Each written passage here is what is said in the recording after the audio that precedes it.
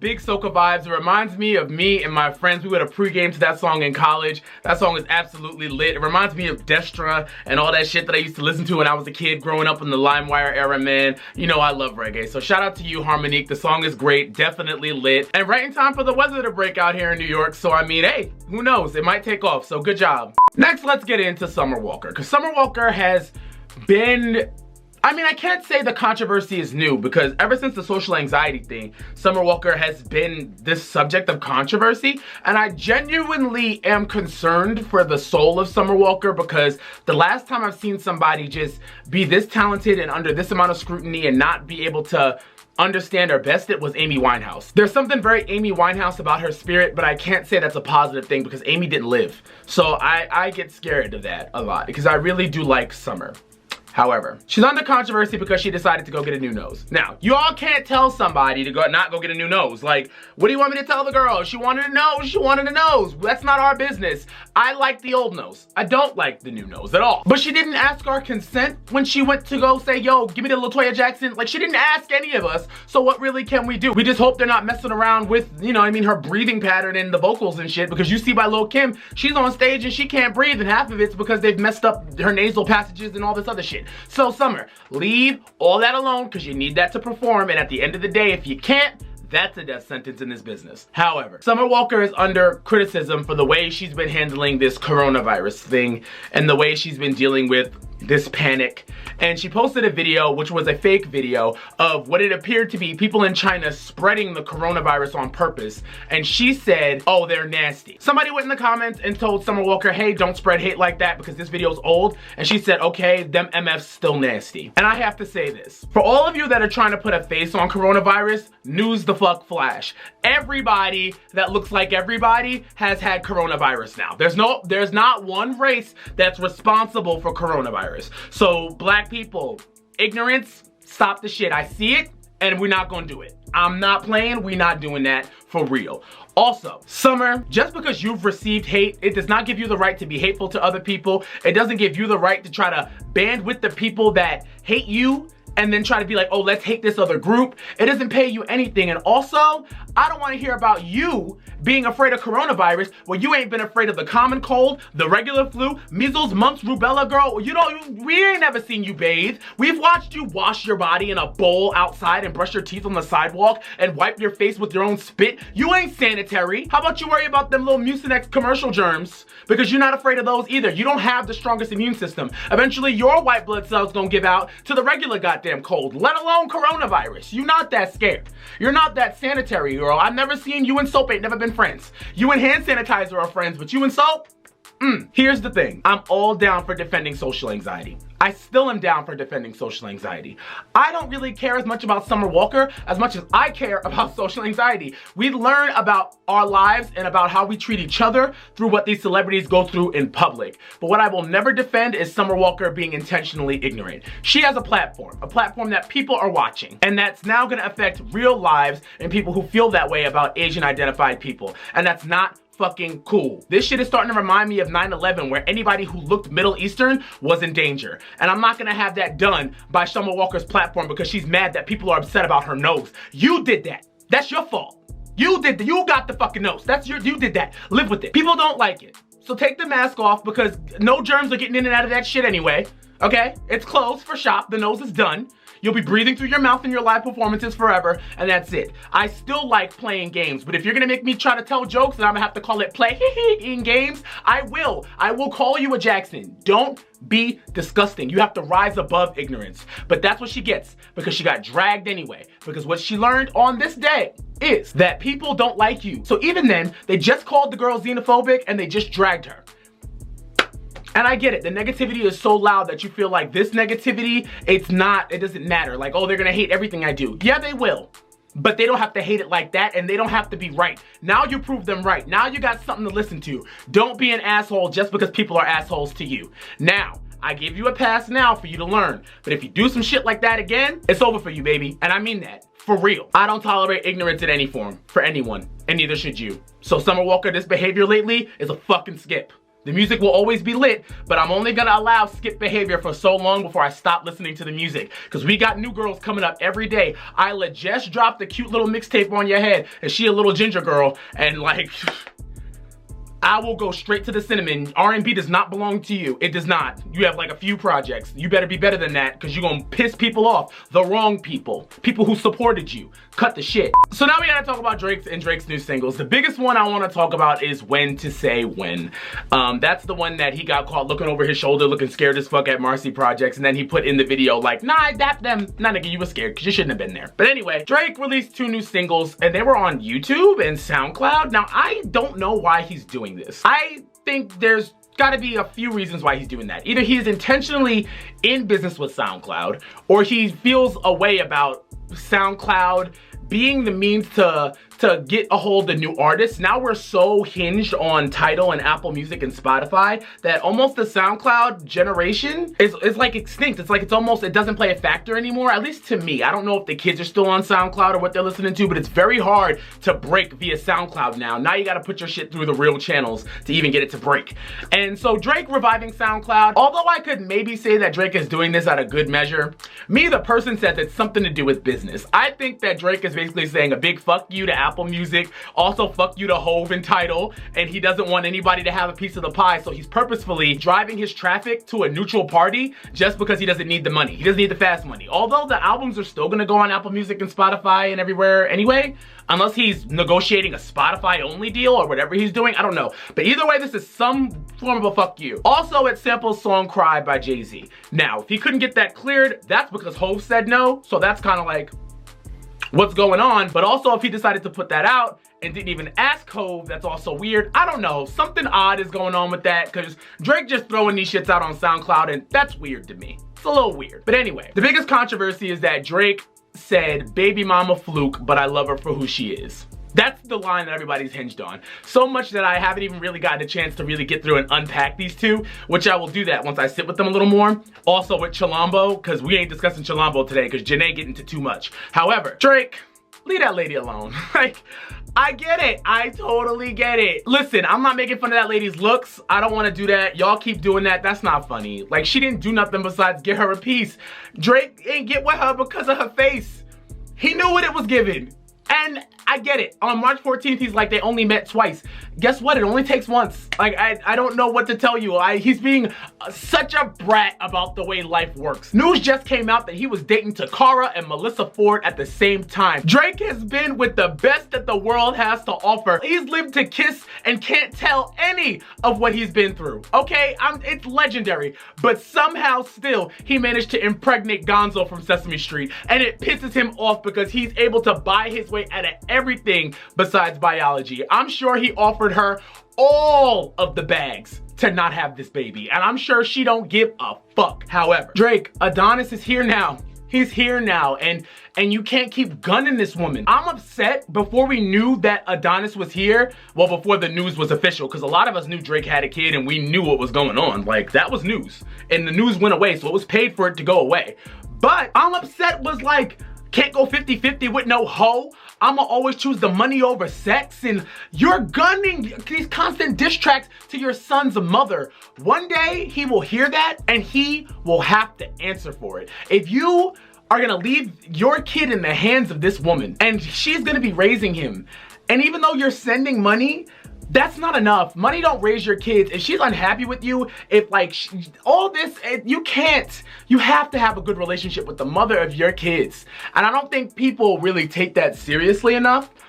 I don't have any kids, so I can't imagine how hard that is. I can't imagine all that you have to put aside to make sure that the woman of your children feels good about you at all times. Or to have to always feel like I have to make this person happy for me to have a good relationship with my kids.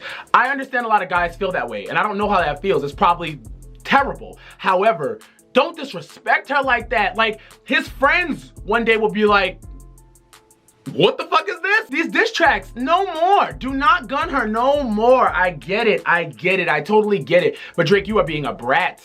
You banged her. You did that. Like, there's nothing else to be said.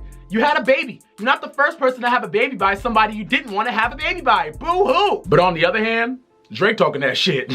It's lit. Both of the songs are lit. I can't say nothing about Drake. Like, at the end of the day, it's hip hop. And Drake, every time everybody else touches the studio, is to make cash. Every time somebody else touches the studio, it's to put it on Apple Music, or it's for the record to work. Drake has completely taken control of his creative license by not giving a fuck if the record's gonna work, because it can't chart, it can't stream. It's for nothing other than to feed his core and to feed the streets. And I get it. Drake had a lot of fuck you money to do that. Drake has a lot of fuck you money to do that. He's got a lot of fuck you money, and a lot of artists don't have fuck you money to do that. And I don't know if he's out of his Universal contract or not. He might be out of it, which is why he could do that.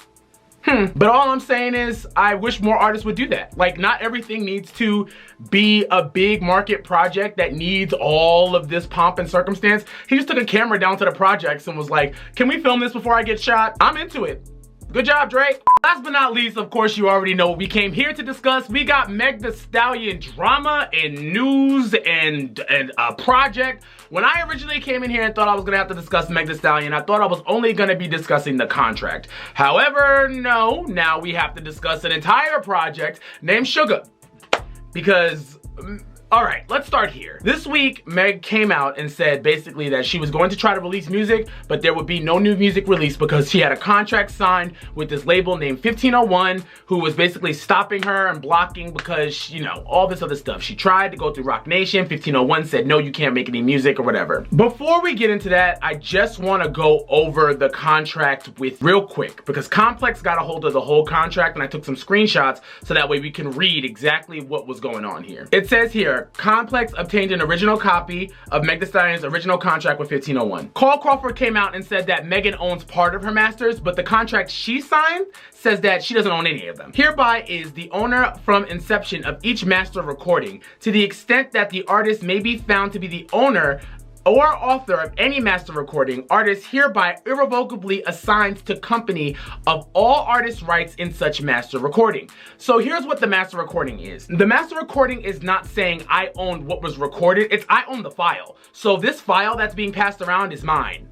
So you would have to re-record the recording in order to own a master. It's a really weird thing that goes on in the music industry. And if you don't understand that when you're signing a contract, you're gonna fuck that up. You won't own your masters. The label also takes half for publishing, an undivided 50% interest to each composition to put itself in charge of administering as well. In addition, there's a clause where Megan can be fined if she's late to publicity sessions, recording sessions, or appearances. It's a clause that has actually been exercised, so she's been fined. Another part of the deal is that the label gets 30% of live performance money, and all expenses for the concert come from Megan's share. And despite the fact that any tours must be approved by 1501, the contract includes language that the company is not a licensed talent agency change it and is under no obligation to procure employment for Megan. The source close to the situation confirms Crawford's claim to Billboard that for several months, Megan has been holding back money owed to 1501, but they claim that this is only being done until Crawford can provide a full accounting. For 2 years, they've been collecting her money and she hasn't been paid.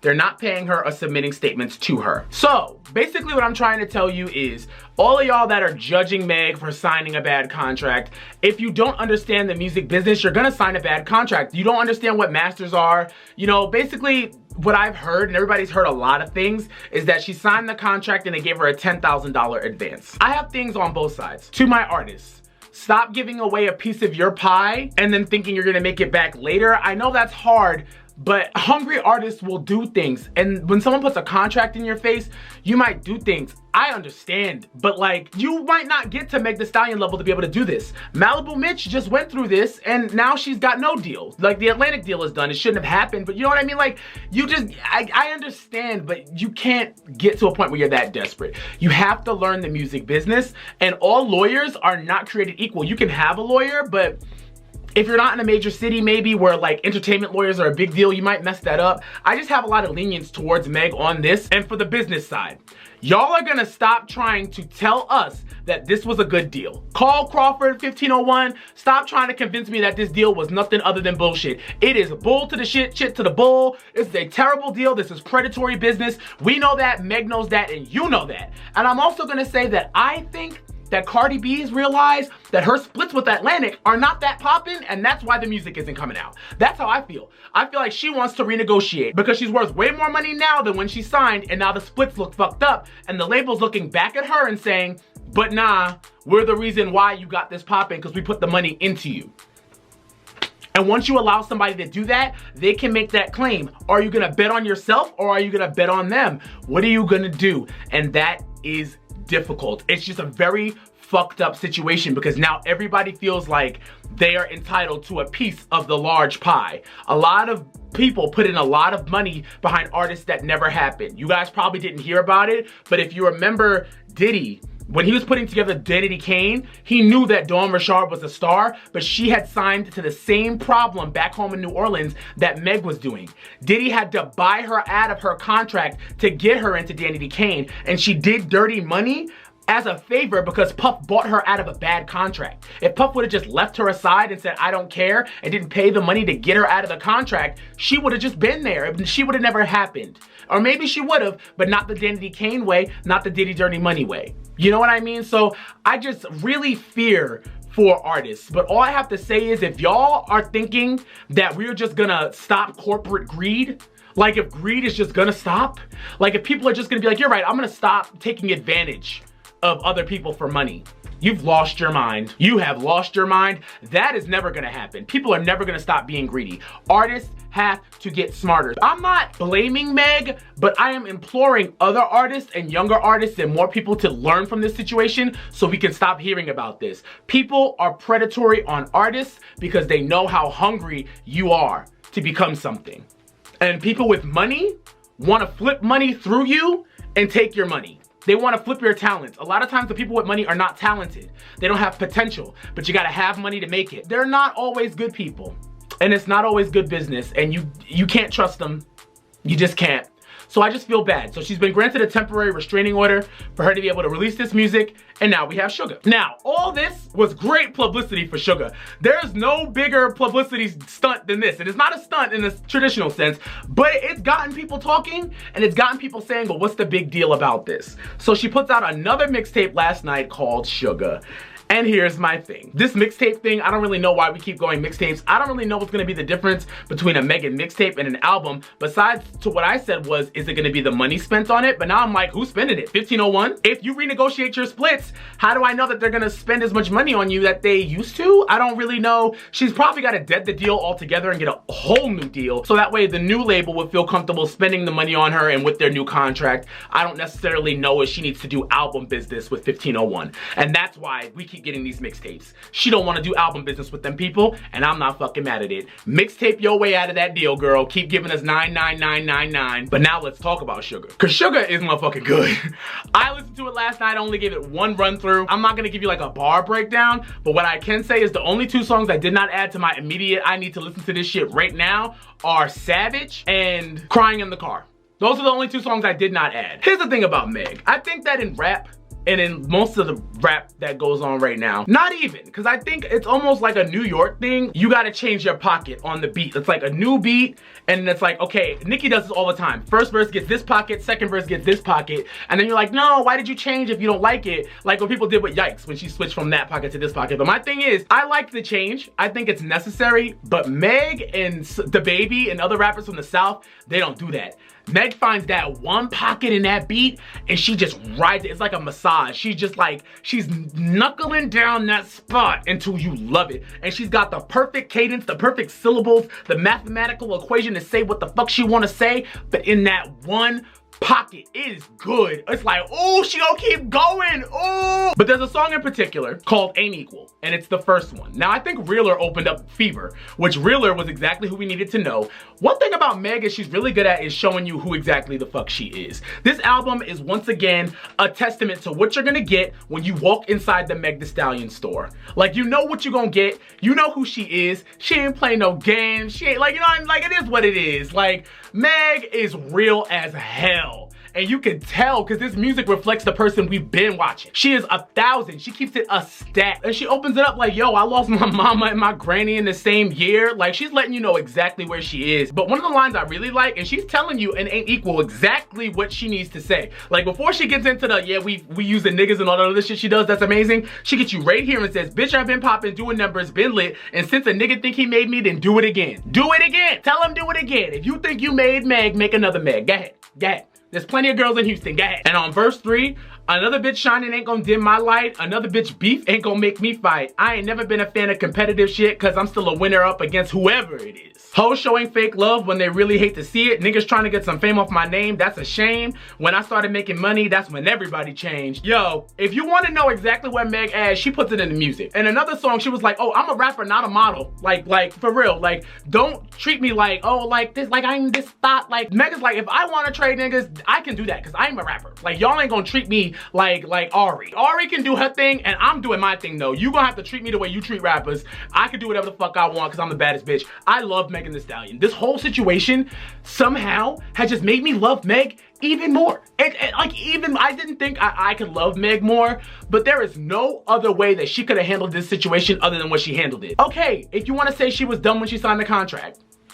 Because even I sometimes was like, why would you sign that dumbass contract? And I had to step out of my own ego and said, maybe at 20, you would have signed that dumbass contract. Maybe when I started YouTube and I was really wanted to prove to myself and the people around me that this shit was worth some shit, maybe I would have signed a terrible contract. You don't know what you would do. You know what I mean? Like, you don't know until you're put in that position what you would do. And a lot of artists do that, so clearly it's real, so I'm not gonna judge. And I understand where some people who judged came from, but I just don't want to do that because, like, I get it. But the song that has changed my life, which I know is probably not the one that y'all gonna pick, Baby, Stop Playing With Gunna. That is a bop, like, for real. Stop Playing With Gunna is the song that I'm taking from Suga and being like, yo, Meg is the illest. First of all, she found the Gunna pocket. The Gunna, that little baby Gunna pocket that they...